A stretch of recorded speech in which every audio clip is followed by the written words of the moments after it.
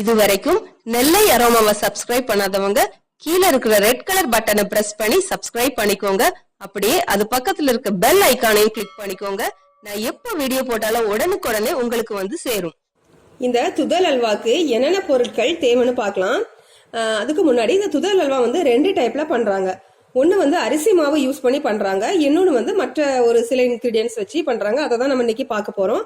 ஆனா அரிசி மாவு வச்சு சேர்த்து பண்றதுதான் ஒரிஜினலான, அதாவது அந்த ஸ்ரீலங்கால இருந்து இலங்கையில இருந்து வந்த அந்த பாரம்பரியமான துதல் அல்வா வந்து அரிசி மாவு சேர்த்து பண்றதுதான். அது மட்டும் இல்லாம முக்கியமான மூலப்பொருள் வந்து தேங்காய் பாலும் பனங்கருப்பட்டி போடுறாங்க. அப்படி இல்லைன்னா ஜாகரி போடுறாங்க, வெல்லம் போடுறாங்க. அந்த அரிசி மாவு சேர்த்து பண்றதுல இன்னைக்கு இன்னொரு டைப்பை தான் பார்க்க போறோம். இந்த டைப்லயும் பண்றாங்க. இந்த டைப்ல பண்றதுமே ரொம்ப டேஸ்டா இருக்கும். இதுவும் ரொம்ப ஃபேமஸான ஒரு துதல் அல்வா தான். இதையும் வெளிநாட்டுக்கெல்லாம் ஏற்றுமதி பண்றாங்க. ரொம்ப ஃபேமஸானது. அந்த முறையில பண்றதை தான் நம்ம இன்னைக்கு பார்க்க போறோம். இதுக்கு தேவையான பொருள் பார்க்கலாம். நான் இன்னைக்கு வந்து கொஞ்சம் அளவுல தான் உங்களுக்கு செய்து காமிக்க போறேன். உங்களுக்கு அதிக அளவுல வேணும்னா இதை மல்டிப்ளை பண்ணி நீங்க செஞ்சுக்கோங்க.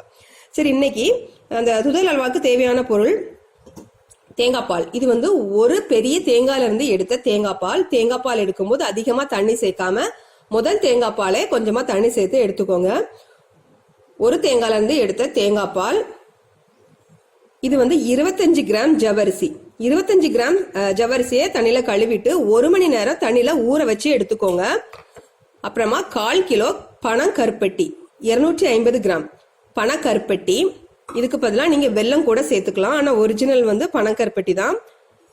அப்புறமா 50 கிராம் சீனி, சுகர், ஒரு 50 ml தேங்காய் எண்ணெய். இது வந்து 50 கிராம் மைதா பால். இது எப்படி எடுக்கணும் அப்படின்னா 50 கிராம் மைதா மாவு எடுத்து சப்பாத்தி மாவு மாதிரி தண்ணி சேர்த்து பிசைஞ்சி அதுல ஒரு 300 ml தண்ணி சேர்த்து ஊற வச்சுக்கோங்க. 50 கிராம் மைதாவை சப்பாத்தி மாவு மாதிரி பிசைஞ்சு எடுத்து அதுல 300 கிராம் தண்ணி சேர்த்து ஊற வச்சுக்கோங்க. அந்த ஒரு மணி நேரம் ஊற வச்சுட்டு அதை நல்லா பிசைஞ்சு பால் எடுத்துட்டு அதுல வந்து கம் மாதிரி சக்கை வரும். அந்த சக்கையை தூர போட்டுருங்க. அந்த பாலை இப்படி ஒரு ஜக்கில் ஊத்தி 24 மணி நேரம் புளிக்க வச்சுக்கோங்க. இதை வந்து அந்த பாலை இந்த ஜக்கில் ஊத்தி வச்சாச்சு.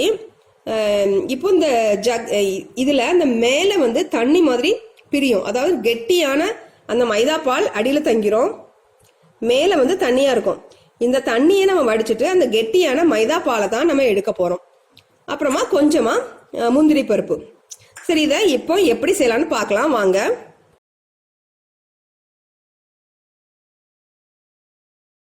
அல்வா செய்ய ஆரம்பிச்சிடலாம். அதுக்கு முன்னாடி நம்ம எடுத்து வச்சிருந்த அந்த கருப்பெட்டிய பாகாக்கிக்கோங்க. கொஞ்சமா தண்ணி விட்டு பாகாக்கி அதை வடிகட்டி எடுத்து வச்சுக்கோங்க. அப்புறமா ஜவ்வரிசியும் மிக்சியில அரைச்சி வச்சுக்கோங்க. இப்போ நம்ம அல்வா செய்ய ஆரம்பிச்சோம்னா ஒரு கடாய் அடுப்புல வச்சு அடுப்பு ஆன் பண்ணிக்கோங்க. இப்போ இந்த கடாயில ஃபர்ஸ்ட் அந்த தேங்காய் பாலை விட்டுலாம்.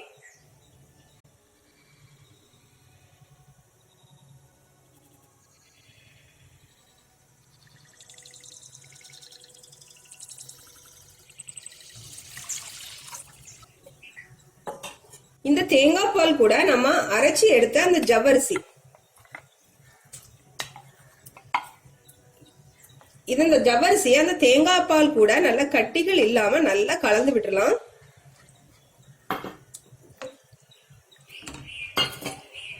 இந்த ஜவ்வரிசி வந்து அந்த தேங்காய் பால் கூட கலந்ததுக்கு அப்புறமா அந்த சுகர் 50 கிராம் சுகர் அதையும் ஆட் பண்ணிடலாம்.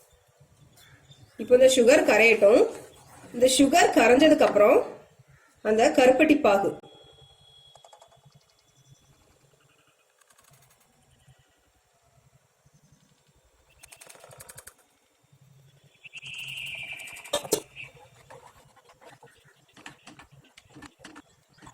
இப்போ இதுல நம்ம எடுத்து வச்சிருந்த அந்த மைதா பால், இந்த மைதா பால்ல மேல தண்ணி மாதிரி இருந்த அதை வடிகட்டிட்டு கீழே அந்த கெட்டியா சேர்ந்த அந்த மைதா பாலை மட்டும் சேர்த்துக்கோங்க.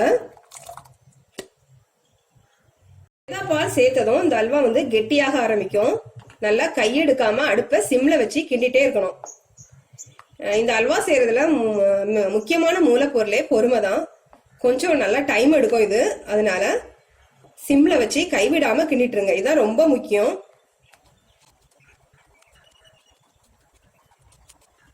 பாருங்க இப்போ வந்து இந்த அல்வா வந்து கிண்ட ஆரம்பிச்சு ஒரு 15 நிமிஷம் ஆச்சு. கொஞ்சம் அதை விட கெட்டியாயிருக்கு, அவ்வளவுதான்.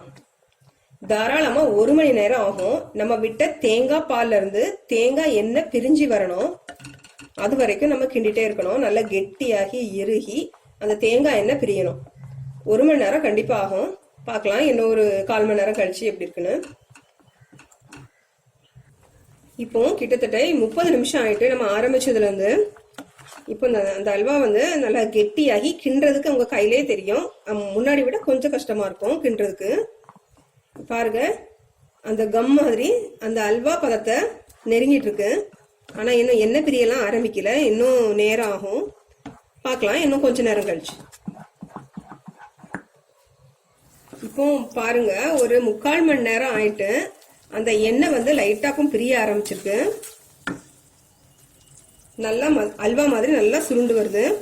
இப்போ நம்ம எடுத்து வச்ச அந்த 50 ml தேங்காய் எண்ணெயும் கொஞ்சம் கொஞ்சமா விட்டு கிண்டலாம்.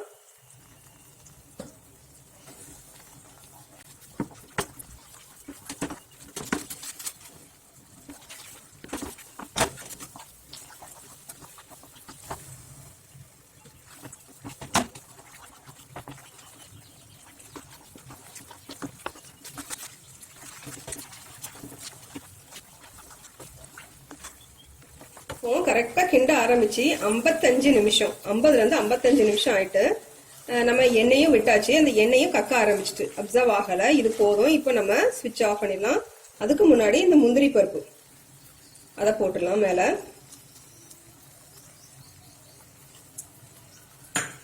இப்போ நம்ம ஸ்விட்ச் ஆஃப் பண்ணிடலாம்.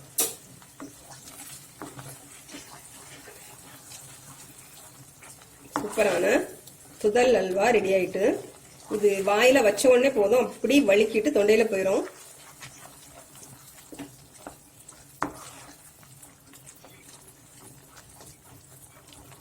சூப்பர்.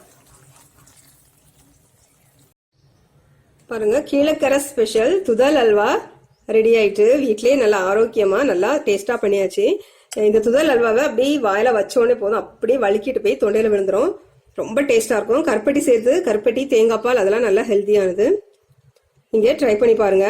இது கெட்டி ஆறுனதுக்கு அப்புறமா இன்னும் கொஞ்சம் கெட்டியாகும். இந்த வீடியோ பிடிச்சிருந்தா லைக் பண்ணுங்க, ஷேர் பண்ணுங்க. நெல்லை அரோமாக்கு சப்ஸ்கிரைப் பண்ணுங்க. தேங்க்யூ.